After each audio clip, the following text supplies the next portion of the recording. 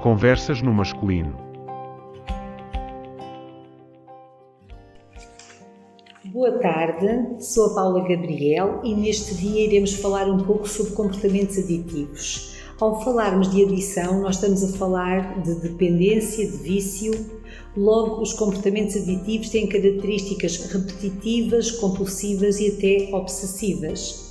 Não se prende apenas com substâncias, sejam elas legais ou ilegais, mas também pode ter a ver com comportamentos, com atividades que a pessoa vai desenvolvendo e que pode ter um caráter também aditivo. O que distingue um comportamento saudável de um comportamento aditivo é quando este deixa de ser saudável, não é? Que tem a ver com compulsão, com obsessão, a repetição excessiva, não é? A busca desenfreada pelo prazer que essas coisas também proporcionam à pessoa. Sendo este um problema multidimensional, existem várias dimensões envolvidas quando existe um comportamento de adição, os fatores que podem desencadear este comportamento também deve ser visto de vários prismas, não é? De várias dimensões. Há uma dimensão biológica, que tem a ver com o aumento da atividade neurotransmissora, com, por exemplo, a dopamina, que é algo que também traz uma sensação de bem-estar, promove o bem-estar. Também há uma dimensão psicológica que se prende muito com o grau de vulnerabilidade do próprio indivíduo. A dimensão social, que é o contexto onde está inserido o indivíduo, não é? Fatores de risco, como por exemplo o alcoolismo na família, ou viver perto de lugares onde existe muito alcoolismo, a violência, a negligência também, a pobreza extrema, a ausência de afetos. Tudo isto pode potenciar o aparecimento realmente de comportamentos aditivos em que seja uma problemática.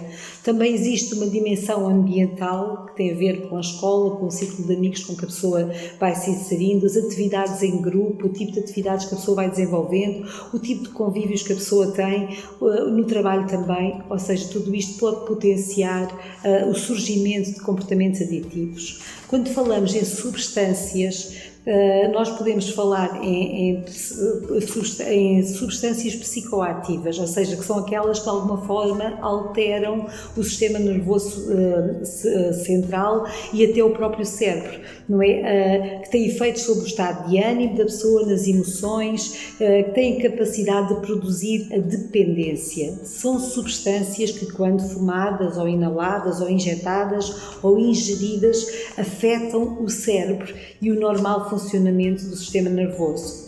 Alguns diminuem as atividades do sistema nervoso central, até diminuindo a atividade motora, a reação também à dor e à ansiedade. Estas substâncias nós podemos vê-las no álcool, a heroína e até alguns medicamentos.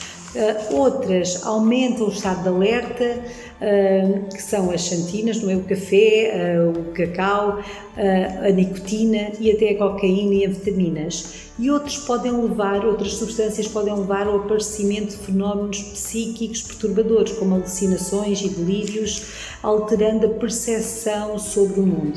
Não estamos a falar de LSD, mas também estamos a falar do vulgo AX, dos canabinoides, dos cogumelos mágicos, que se inserem nesta categoria de drogas. Em relação ao consumo de álcool, que é uma droga legal, uma substância legal, e está também associado a vários problemas, não existem, houve que alinhasse vários tipos de consumo, desde a abstinência ao consumo de baixo risco, não é? A pessoa que bebe um copo de vez em quando, bebe um copito à refeição, o consumo de risco, quando começa a ser um problema, quando a pessoa pisa o risco e a pessoa sabe que tem um problema, ou quando é mesmo nocivo, quando o problema já está instalado e há uma dependência instalada.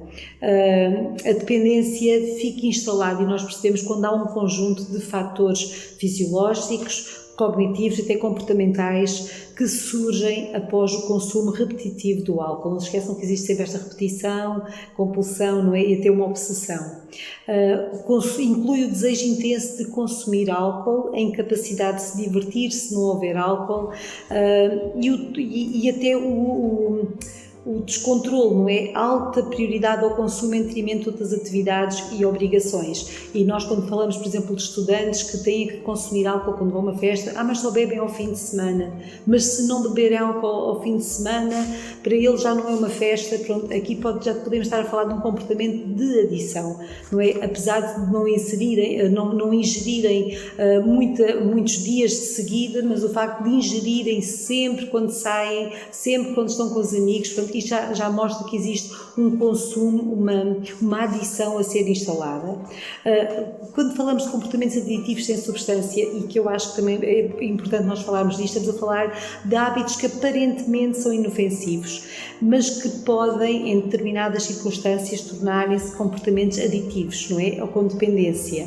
E à semelhança da dependência de substâncias, os indivíduos deste tipo de adição sem substâncias, eles podem experimentar um profundo mal-estar emocional também, tristeza, insónia, irritabilidade, inquietação psicomotora, entre outros, quando não praticam determinado comportamento. Nós podemos estar a falar de videojogos, podemos estar a falar até de exercício físico, podemos estar a falar de comida, podemos estar a falar de sexualidade, podemos estar a falar de tudo aquilo que aparentemente parece inofensivo, mas que pode tornar-se um problema quando começa a ser uma obsessão e uma compulsão e a pessoa não consegue estar se não fizer aquela situação.